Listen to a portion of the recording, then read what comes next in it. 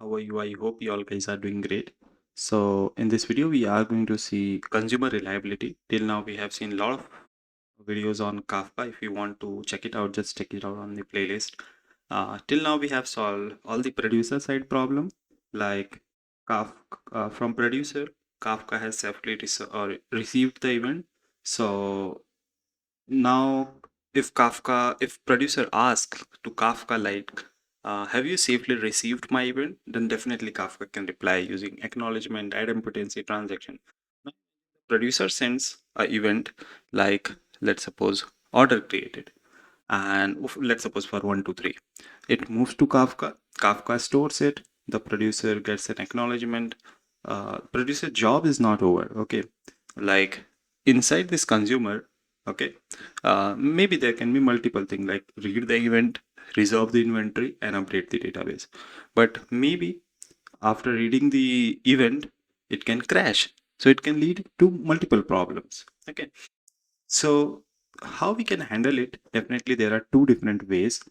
First option is Kafka would assume that the consumer have already received it. Okay. So it doesn't send the event again. Sound reasonable, but what if the consumer crashed before completing the business logic? So maybe inventory was never reserved, database was never updated, email was never sent. So the business operation is incomplete. The event is effectively lost from the application perspective. Now we have second option. Like Kafka says, I will send the event again. The consumer restart, Kafka delivers the same event again. Definitely it sounds safer than the previous one. But what if consumer have already completed it? Maybe at after updating database, when it has to commit to the Kafka, it crashes.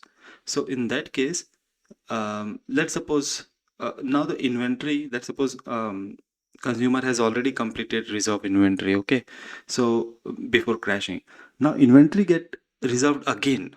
Same payment might be processed twice. The same email might be sent twice.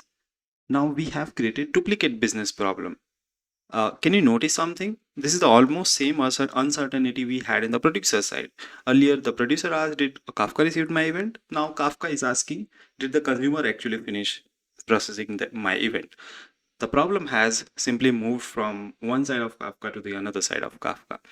Now, you might think that why Kafka doesn't knows that the consumer has completely consumed the event or no.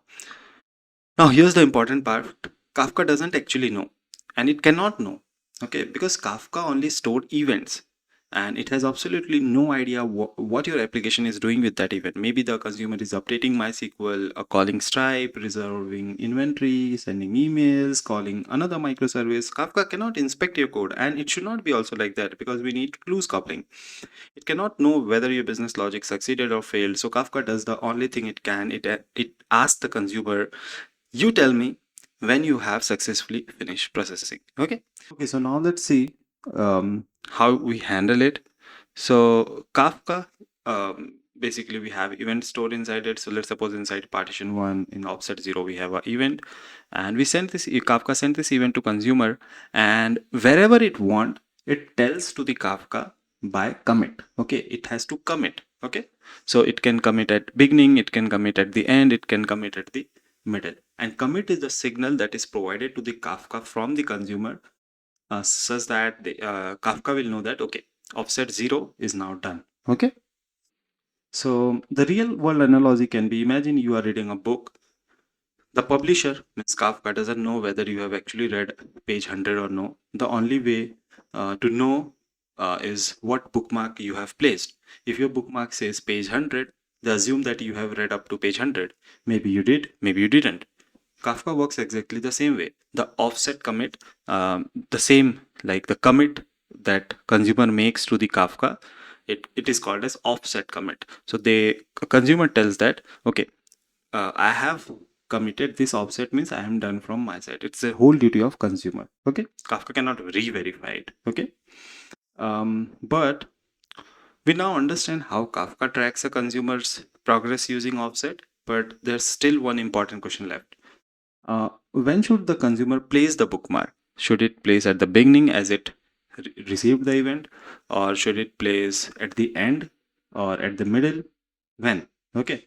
What happens if the commit if it commits the offset before processing the event and crashes immediately afterward? Or what if it processes the event successfully but crashes before committing the offset? So these two scenarios lead to complete different delivery guarantees that we are going to cover in the next video, which is basically auto commit versus manual. So that's it in this video. We have covered a lot of things in this video. Maybe if you like this video, just give it a thumbs up. If you have any doubt, let me know in the comment section, any improvement or such thing. So till then, bye bye. Meet you in the next video. Have a great day.